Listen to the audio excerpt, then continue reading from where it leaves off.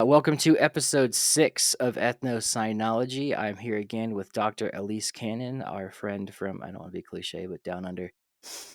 Yeah, so last time we talked about her PhD dissertation and her work in Greece. And this time I was going to ask her some more questions and some that you guys had too, because this is a fascinating topic I could talk about for hours. How you doing, by the way? I'm good. Thanks for having me on again. It's fun. Yeah, I never do stuff like this, so you don't get to talk about dogs all day with people? I do, but I haven't really done podcasts before, so I'm always a bit Oh, got you. self-conscious about my accent and how I come across if I'm being a bit too spectrumy or not. So No, you're fine. I think for Americans, an Australian accent is always like pleasing or funny. It's never bad. okay, great. So, and yours Good. is, I wouldn't say yours is like funny. It's just a normal Australian accent. I mean, I But can I can really put it on if you like, yeah. but I won't. Okay. Well, you can answer the first question in that accent. I'm just kidding. But I get asked a lot, when do breeds come about? And I usually say the Neolithic because that's when you have time to breed, and there's intensification and division of labor and probably have dog breeders. But I imagine in your period of expertise, there's a lot of different breeds and stuff going on. Can you speak anything to that? Or is that a thing? Crikey, yeah. It definitely is. No, I'm not going to do it. I can't. It even hurts my throat a little bit to speak like that. Fair Um, enough. yeah, fair enough, mate. Fair enough. Uh, it's hard to tell with ancient Greece because the textual and the iconographic evidence, they have similarities but also a lot of differences. So our ancient sources tend to, when they're talking about dogs in Greece, they tend to talk about them from the region that they're from. So they'll have like Laconian or Spartan, Cretan, Melitian, Molossian, and so they're all different regions and Mm, settlements in Greece. And then when you look to the iconographic, it's just kind of like a general hunting sighthound kind of dog. sure. So, but they would, according to those different regions, be called different things. So we know that for hunting, the Laconian, like, so that sort of Spartan Peloponnesian area, that was the best for hunting and coursing, like going after hare and deer and things. Whereas Hmm. the Molossus is a much bigger dog that we don't have a lot of visual evidence for, but there's textual evidence saying that that was good for sort of taking down larger game, but not as good with the coursing, the going after the hares and the rabbits sort of thing. So when you're trying to identify on a vase or a statue what kind of dog it might be, it's just kind of, you have to, all you can say really is it's probably a hunting type dog. Sure. um, but then when you have the little dogs that I talked about in my last podcast with you, they look so different to the big Hmm. dogs. Like they're much smaller. They're drawn with a much more defined, like longer coat and things, and they're with women and children as much as they are with male figures on vase painting. So you can pick those ones a mile away, but Sure. also there's a lot of debate about whether or not those little dogs, they're only Melitians. They could be a Kokoni, which is like a still a breed that's in Greece today and in Turkey as well. So it's very hard to tell. There's some good avenues for research. I think at the University of Exeter, they're starting to do like DNA and genetic testing on dog bones, and Hmm. well, I want to do the dog bones, but there's other people working on horses and cattle to kind of Right. figure out some more like morphological qualities and also some phenotypes as well to see what they were eating, what kind of coats they might have had, and that'll give us like a better evidence base for identifying animals on, and dogs especially, on vases and things, and trying to tease out if it might be a different breed. It's a Okay. tricky one. I bet, yeah. Because my next question was going to be like, what does the pottery indicate? Because I know there's dogs in there, but I was talking with Flint Dibble on a couple of podcasts ago, and he was saying that any it's just the artist's discretion on those things. So how do we know exactly what the dogs, or if they were that small, or they were just made small to fit the perspective of the vase or whatever? Um, Exactly. It's so does tough. art impact your idea on that at all? It does, especially if we're fortunate enough to have a vase that specifies the type. Mm, So there's an etching of a vase that is, like so much of classical archaeology, now lost to us. So mm. it could be from things that happened in museums in World War II. Oh, Some right. vases kind of get lost, or go into the private market, and they're really hard to keep track of after that. Getting much better now, but obviously, 70, 80 years ago, a very different scenario.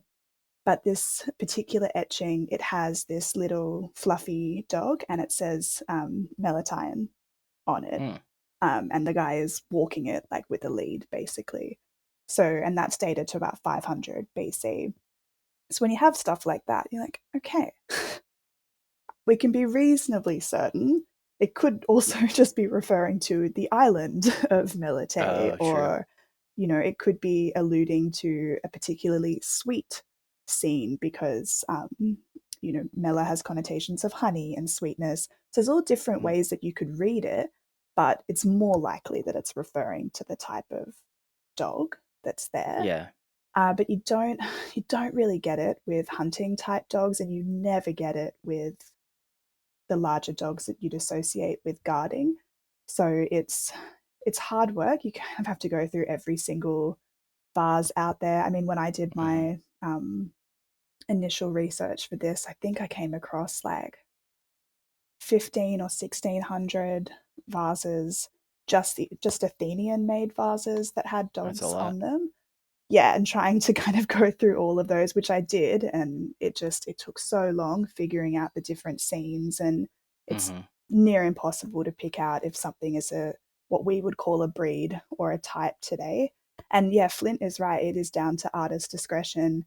Anyone that's ever seen, some ancient Greek renderings of cats or some other creatures, you're like, I don't know if I've ever seen one before. Or maybe someone's describing it to them. Yeah. Maybe they don't like them. I don't know. So it's hard to, you look at it and you're like, that's weird. Yeah. But, and also with vase painting, there's a lot of stuff about status. Right. So people or human figures, especially, they might be represented in different scale to one another to indicate status. So there's just so many different ways that you can read a vase. That's kind of why we need that sort of good, like zoo archaeological base, those data sets in there, so that we might be able to compare different regions with the dog bone samples that we have, especially in burials and stuff, and see if maybe we can tease out, just like finesse it a bit more. Right. And something I ran into in my research for like dog domestication and like dogs in, various indigenous cultures, like there's no database for me at least in prehistoric archaeology of images with dogs or rock art with dogs or what books mention dog. You just got to go to the index and the glossary and stuff. For you, was there a pretty easy way to search for like dogs in pottery or in texts, or was it kind of just mining information the same way like most archaeologists would have to? Thankfully, with classics, Because I uh, imagine it's pretty well documented. absolutely. And there are Yeah. so many excellent resources out there for anyone, whether or not you're fluent in, reading ancient Greek or Latin or not. If you know, and this is a quick Google, by the way, you just Google ancient Greek word for dog, ancient, like the Latin word for dog. And then Mm, there are all of these amazing databases. There's one called Perseus that a lot of people look at that has literally or basically every single ancient text that's been digitized. And yeah. you can do keyword searches, and you pop in, Kion in Greek, and it'll come up with every single time that Mm, has been mentioned, and it's also declined for you. So it'll find all the different ways that that particular base word comes up. right.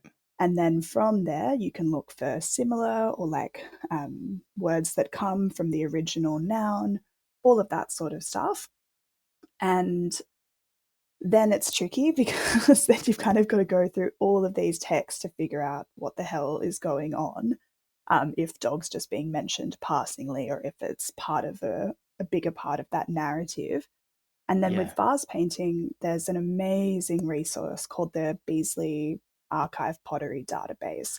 And that's just kind of like the standard for anyone who wants to have a look at ancient Greek vases. It's run out of the University of Oxford, all free available online. And cool. you can go in by like fabric, so where it was like the style, where it was made. If you want black figure, red figure, or white ground, you can do vase shapes. And there's also really awesome keywords. So you can put in dog or dogs, youths, children, hunting, and it'll come up with every single documented extant vase that we have with those particular scene markers on them. Because it's a That's awesome. database, yeah, it's amazing. And they were kind of like the baseline things that I would use. There's also, ancient Greek and Latin dictionaries and stuff that are another part of that. But those are just some really user friendly sites that anyone can look at, and Yeah. you can look for anything. Like if you want to find a cat on a vase or rabbits or anything, it's very, very cool. Hmm. That's awesome. Um, I have a point there, but Strider is pawing the back of my green screen for some reason. What are you doing, buddy? Just wants to be involved. Are you okay? Hang on. I might need to check this out really quick. Okay. Sorry. Luckily, I was wearing pants, but he's just back there pawing at the screen. It's just letting you know he's still here. Yeah, looking stuff like Control F in any research thing is probably the best invention of all time because you can go and find stuff, but then you got to find the library resources, and you got to find out what book it's in, and Mm-hmm. then order it, special order it to library, and then yeah, at least in my case, so I imagine it's quite a bit of that too. So I'm glad to know like it was it works the same way in classics. Yes, there's still so many things we don't have. There's archives and, Right. um, very old book collections and stuff that there's only so much that I love internet archive so much, especially the ones that have like scans of proper old books and things. It's great. I don't know Yeah. how people did this kind of research 100 years ago. Big props to them because Yeah. I couldn't do it, that's for sure. I would I really wonder that a struggle. lot. Yeah, yeah, me too. Like you had to go to the library, pull out an actual book, and just look for the word dog in every instance you could, at least in the glossary. But Yeah, there's amazing yeah, stories about, some of the people that were really important for ancient Greek art history. One man's called Johann Joachim Winckelmann, and he kind of set up the how we identify ancient statues and stuff in terms of like archaic, classical, Hellenistic, and yeah, Greco-Roman. He had never seen any of these statues in person by the time he'd come up with this theory of periodization, and I find that incredible just by going through just looking going through at research. looking at the ancient texts of Plutarch and Pausanias and being like, okay, this is probably how it looked, so I'm going to identify this particular style from this Yeah. text. And it's like, we would get in so much trouble for doing that today. They'd be like, how do you know that? Right. That's really funny. Yeah.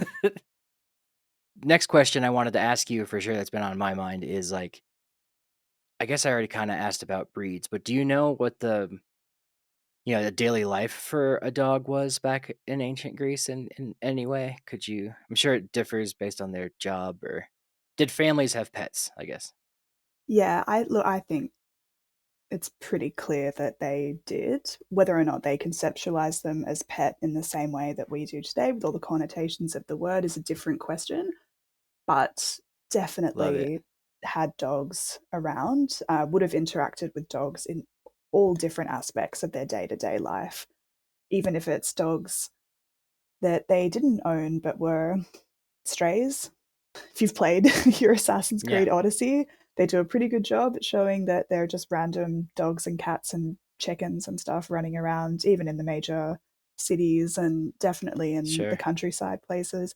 They would have been there. That's just how it is.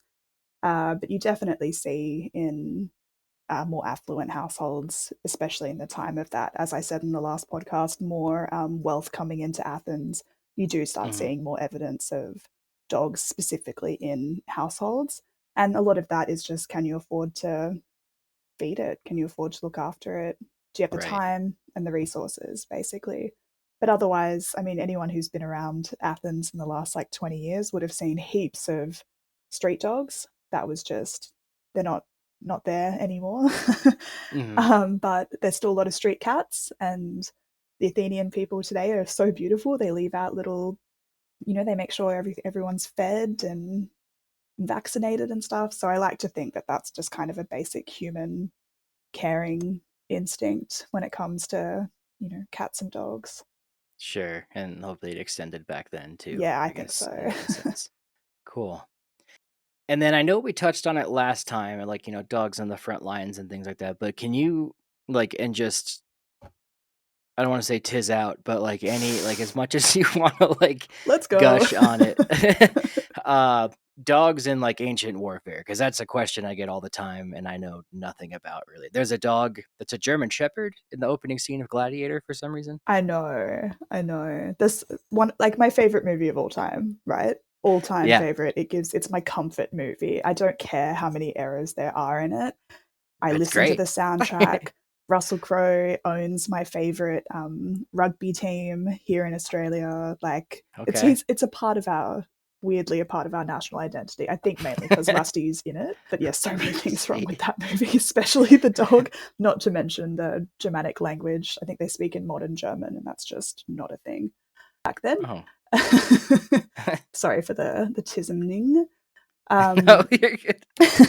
but it's kind of a good segue actually, because movies like that and articles, blogs, there's amazing, like military history magazines, all of that stuff that come out. It just kind of becomes part of this like general idea that we have that dogs would have just been involved regardless of whether or not we've got it right in terms of what kind of breed or aesthetic they would have had. And Yeah. that goes all the way back to the ancient Greek times as well. There's so many, when I was researching for my chapter on war dogs, there are just so many general blogs and articles and stuff just being like, yeah, Greeks used dogs in warfare. And it's like, ancient Greece was a very diverse place full Right. of different settlements and different like cultural and social identities. So just because you've got evidence of it happening on maybe like the Ionian side or in one of the colonies, like near the Near East colonies, that doesn't mean that that's across the board, right?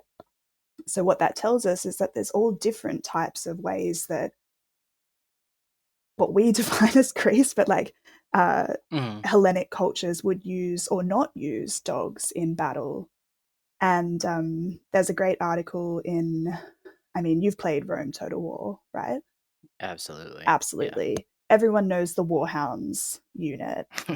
Um, Yeah.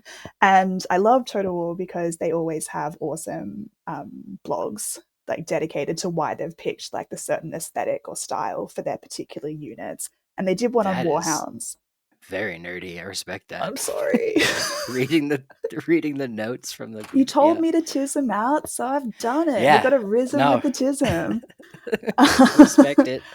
But it's more because of my fascination with how general ideas are created and then just kind of perpetuated as facts. And the job of the historian is then to look at those systemic or general ideas, be like, okay, but is there any like truth to that? Or how can we help nuance people's ideas about this particular time? Because obviously there's an interest in dogs being used in war. So, how do we give people as much information as they can that doesn't, completely dispel the idea that dogs were used in war, but helps to kind of bring out that there were so many differences across this time? And so that was a whole chapter, and it did my head in, I won't lie, because I was going through these blogs and, you type in ancient Greek dogs in war, and it comes up with like, oh, there was this dog Sota, there was this other dog who ran into this battle, they used them on the front lines. And the nerd in me, or the historian with my method in me is like, what source do you have for that though? Right. where Yeah. where is that from? So then I have to go into my databases and kind of type in that dog's name, alleged name, or like look for this particular battle. And if there's no record of these battles happening, or if they're in completely different, some people are so specific. They're like, yeah, in 524 BC, this battle happened. And it's like, no, it didn't. There's Hmm. like no record of this battle whatsoever. It's actually 200 years later that there might be evidence of this battle. Like it's, so that's Interesting. my job. But when it comes to the dogs, there there is actually quite a lot of evidence, but it is from all sorts of different places. And it kind of forces us to challenge the way that we think about dogs in war, whether or not they are those like frontline charging in vibes, or if they're kind of auxiliary combatants, or like auxiliaries in Sure. battle, like messengers, guards. Are they going with soldiers to do some hunting to like continue to feed the armies? Are they guarding like camps and stuff? Because when you think about a dog in warfare, it's like running in, you're like, what's it gonna do? Like the dog in Gladiator, he like runs in, he like bites a few people. Miraculously, the bloodbath of that battle, he doesn't die. Like that's quite And he astonishing only to me. bites Germans. Only Yeah. bites Germans. Like it's just, he's a very good boy, but very unlikely he wasn't even remotely injured, or like Ghost in Game of Thrones. Like Right. he's just there, like he's better than most of the soldiers. Like we have a very specific mythology around how we imagine dogs in war. And there are some cool stories. When I was thinking about going through the comments that people were asking about dogs in war, I was like, okay, yeah, I need to remember some of the cool stories, because there are. They're just maybe not as provable as we would like. Sure. But I did find one that is Let's hear it. so it's an archaic epigram. So it's on someone's funeral. It's on their Okay. Thank you gravestone, for basically. translating. So it's like a funerary inscription, but it's written in a particular way. It's a very stylistic way of doing someone's eulogy Like on their gravestone. epitaph thing. Yeah. And so it says, so this is from Magnesia on the Menander. So it is a Greek or Hellenic area. And it says the man was named Hippimon, the horse Podargos, the dog Lethargos, and the attendant Babes. He was Thessalian from Crete of the Magnesian race. Son of Haemon, he died fighting at the front lines and was collected by Ares. So basically, this Hmm. epigram is saying like the man, the horse, the dog, and the attendant were all collected by Ares, and that they all fell in battle and died. And so Haemon, the father, has put Oh. up this gravestone. I thought it meant like a guy named Ares like retrieved the bodies, No, but it like means the like the OG god. guy, like he's Okay. Yeah. literally Ares is swooping you up. You've fought well, but it's Gotcha. time to go down with Hades now. But in the Greek, Cool. it says, they died promachis, so like they died in fighting at the front. So that's a nice indication that you've got these individuals all in battle Yeah. together. But there's been a lot of debate about that. Some people don't like that epigram. They think that it's, might be embellished by a historian or whatever. Doesn't Sure. matter. It's really cool. But that's also backed up by, I found evidence from Herodotus, everyone's favorite long winded storyteller. And he only writes stuff that's like very different from, he writes like marvels about amazing things worth documenting. Gotcha. And I think I've got the source here.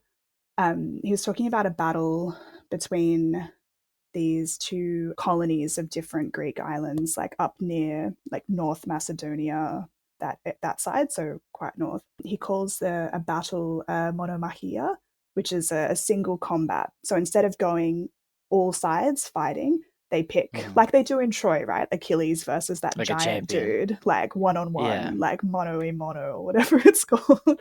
Boagrius, I think was his name. I remember. Boagrius, that's the Yeah. one. Oh, good. How good is Brian Cox in Troy? Sorry, like Wait, who's Brian Cox? the dad from Succession. Oh, okay. He's Yes, I know who you're talking about. Agamemnon, like the best. Yes. Anyway, Uh, so that's like a one-on-one thing, but yes, Herodotus the dad. describes it. Sorry. Sorry, he's the uncle in Braveheart too. That's what I know him from. But Yes, he yeah, is the uncle in yeah. Braveheart. Beautiful Scottish man. Uh, so yeah, Herodotus is talking about this like Achilles Boagrius style, but instead of one-on-one man, it is slightly different.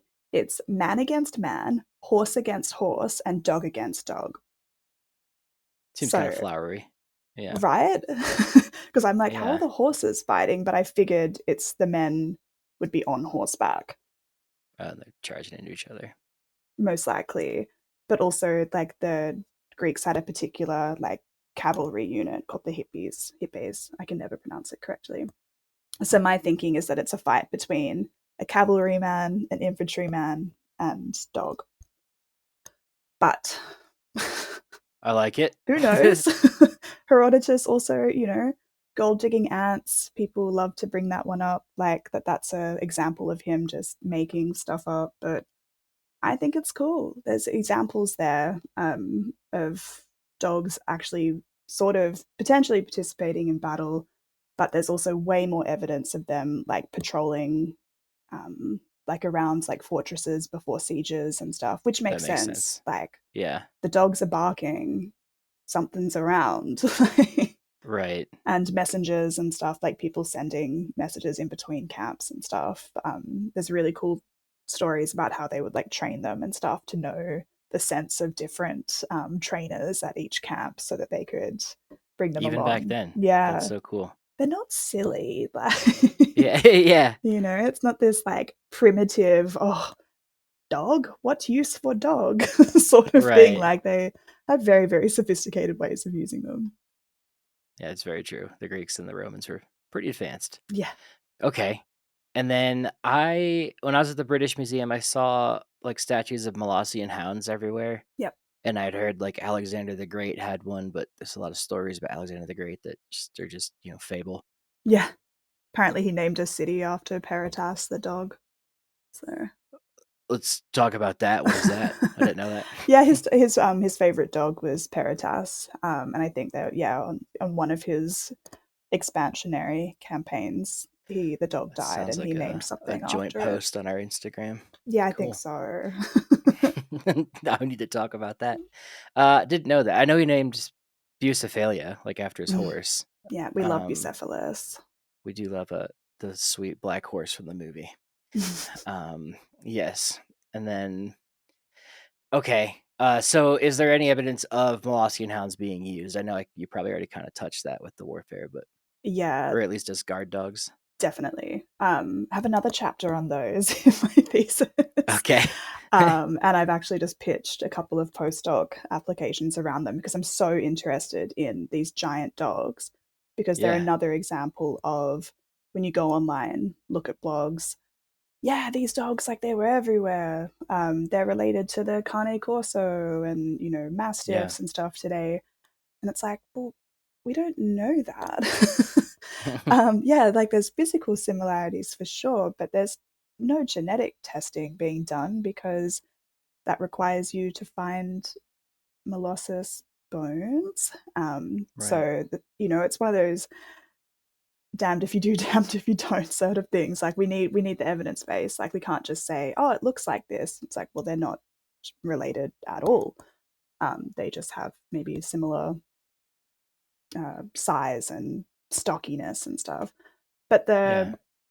the molossus is from Epirus, so northern Greece as well, far northern Greece, still around today, and that was a big like agricultural farming area, but also had lots of like mountain ranges and stuff. So it was really good for kind of herding goats and cattle and stuff. But also really prone to bears and wolves and mountain Hmm. lions and things like that. So having a giant dog that Right. could look after larger larger animals as well, and take on larger animals was very useful. But there's not a lot of visual evidence for them. I know the statue. Did you say you saw it at the British Museum? Pretty sure. Yeah, Yeah. it's a beautiful, beautiful statue.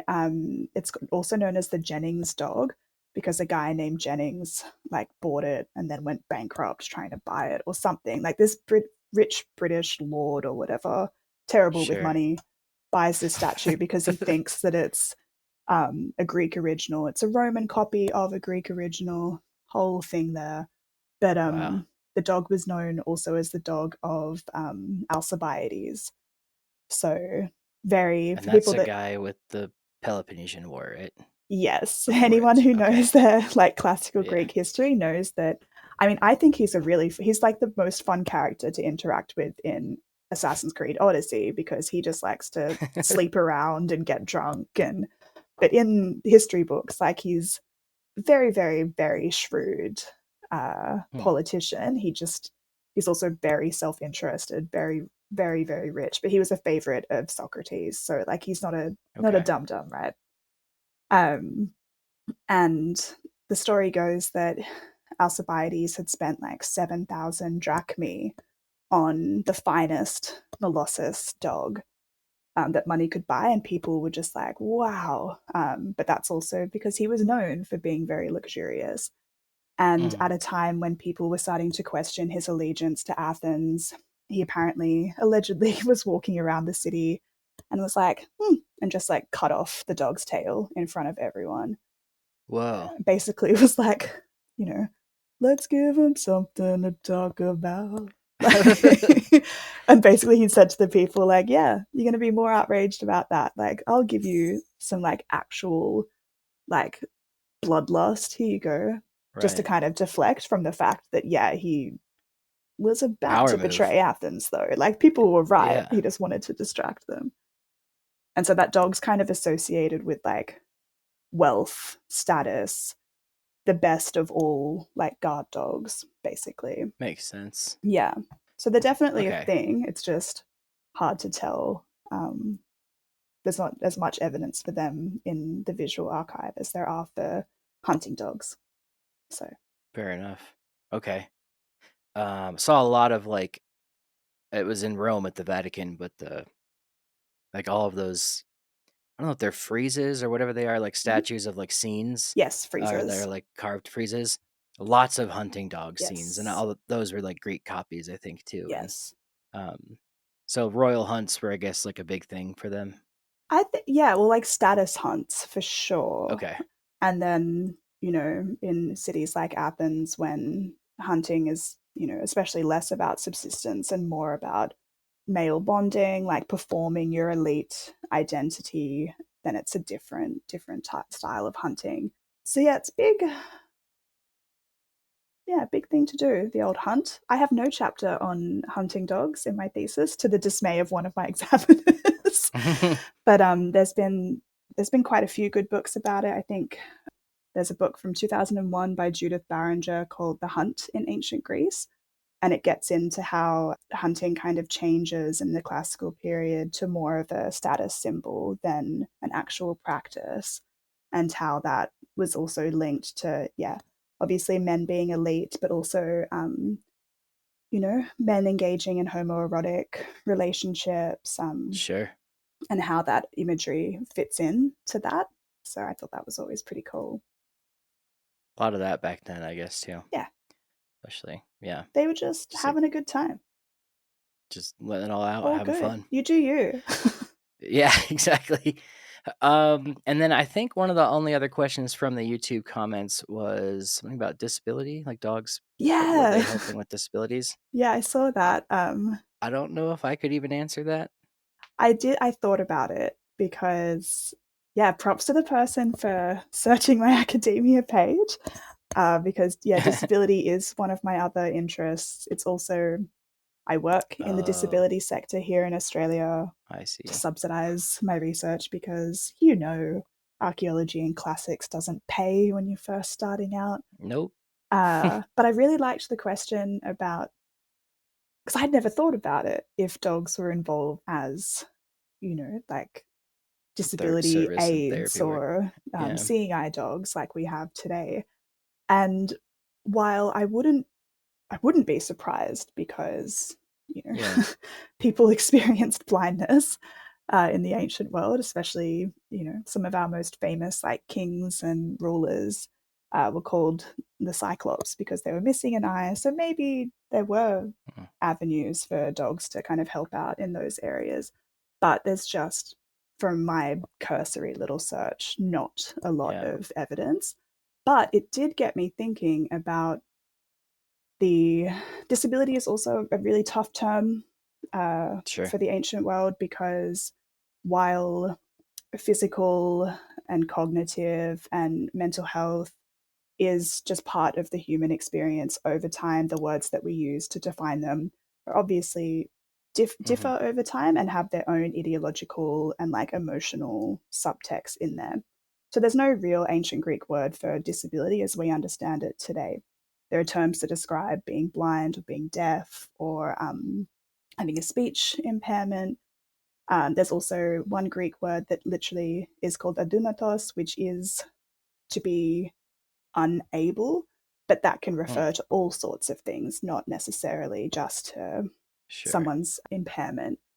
And funnily enough, with that aspect of physical impairment, there's also the thing about ancient Greek religion, and is that it's deeply linked with healing. So it's a very, very holistic way of experiencing your body as something that's also deeply connected to the environment, to the gods, to everything. And so they've got these healing sanctuaries, and there's one in Epidavros called the Asclepion, the god Asclepius, the original man of medicine. I Hmm. think that's the dude that's on the staff with the snakes for Oh, okay. I know what you're talking about. uh Yeah. I know you Like guys have hospital it in the stuff. States, but we don't have it in Australia. So I'm like, yep, that Ah, dude. And he's considered, like the divine ancestor of Hippocrates, so like the Hippocratic Oath and stuff like that. right. And those sanctuaries, they had dogs at those sanctuaries, either to guard, but there's also these awesome inscriptions from this sanctuary in Epidavros that talks about the people that went there, the conditions they presented with, what their treatment was, and what the aftermath was. They're very, very quick sentences, but two of them mention two different boys who present with blindness, or this could just be an Hmm. eye infection or something. And the dogs lick their eyes, sleep next to them, and the boys end up leaving completely healed. So, Interesting. yeah. So there's like, it's not, there's some sort of affliction with the eyes, but the dogs are involved in some sort of like magico healing Sure. way. Like, dogs' saliva does have like antibiotic properties for scabs and stuff. Would I let a dog lick my eyes? Absolutely not. I don't want to get pink No. eye. But, but Yeah. there does seem to be that, sort of connection between dogs and healing in that sense. So there was a lot to think about, and it definitely piqued my interest. And now I'm like, oh, I wonder if I can find some ancient seeing eye dogs. That would be a great thing to like. That's a whole dissertation in itself, I guess, too. Like Yeah, probably. And I don't know if I'm looking that up. emotionally, mentally prepared to ever do that again. No, you don't need two doctorates. One's enough. I mean, reach for the stars, but One PhD yeah, is enough. People that do more than one, like glutton for punishment. right. And I wanted to ask you this on the main big interview podcast I'll do, and I'll get you on there eventually. But for the people listening now, what do dogs mean to you? Did I ask you that last time?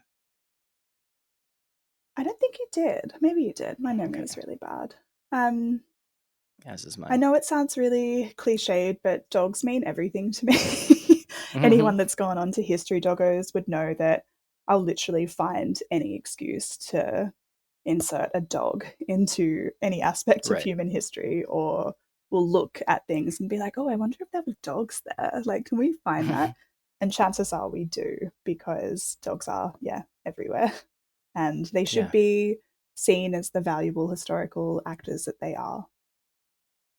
I appreciate you calling them actors, because I got when I was applying for PhD programs and things, and I was talking about dogs having agency in the prehistoric record. People were like, "How would they have agency?" And I was like, "Because they fucking do." I know, it's such a minefield.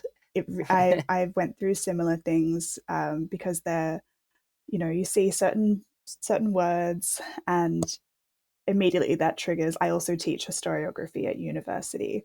So when I Okay. think of agency, I'm like, oh no, I'm going to have to really deep dive into the theory of agency. It's going to take me back all the way to the Enlightenment. And then I'm going to have to talk about, Descartes just being a weirdo, thinking, animals have no agency. And then you're like, cool. Do I even want Yeah. to bother? Like, but my instinct as well is, yeah, they do. Like, yeah, you train dogs, but they still against a dog. They're gonna do Yeah. what they want to do. They can affect archaeological assemblages the same way a person can, I think, and like Absolutely. chew on the bones, move the bones, be part of the record. Yeah, Absolutely. Even if they're it's being, a I thing. have a whole thing on dogs being sacrificed. Like, even if they're a chapter on Oh shit, bodies I have as to like ask about that. objects, even if they're not, even if they're dead, their Hmm. death still has impact for the humans that are engaging directly with that death and with that sacrifice. Otherwise, why do it? Yeah. Like, what's the point? If it has nothing, no agency, nothing, then why is it? You could just sacrifice a rock. Right. Like, but no, Yeah. there's something deeply personal, and intrinsic to the dog, to any Especially sacrificial with dogs. animal. Like, otherwise, there'd be Yeah. no point to it whatsoever. Very good point. All right. Well, I need to wrap this up. I guess that was my final question for you. But yeah, anything else you want to add that people, might want to know? Not at this Guess we already stage. I'm summed just it up. happy for questions. I really liked going Yeah. on the YouTube and having a gaze at what people wanted to know about, because I could talk about this stuff like all day, and I've got, like a Yeah. Rolodeck of tism out facts that we could go Just through. about facts. Yeah. But unless I And know what people want, then, it's just going to be me talking at you, which sucks. I'm sure yeah, no, I'd love when you're talking at me about this stuff. I'm sure people will have many questions down the line about this and that, or haven't seen these episodes yet. So I mean, I have no doubt I'm gonna have you back on probably multiple times. So Hope whenever you want so. to come on, Yeah, I let me love it. know. And then Anytime. yeah. Well, this has been awesome. I'm glad we got those questions answered, and I'll think of some more for next time as well. Awesome. Thank you All again. right. Thank you. Please rate and review the podcast on Apple. Please leave a comment on YouTube here if you have any more for Alyce or me. And subscribe if you're not subscribed, and the usual things I'm supposed to say. All right. Well, thanks, Alyce. Appreciate it. Pleasure.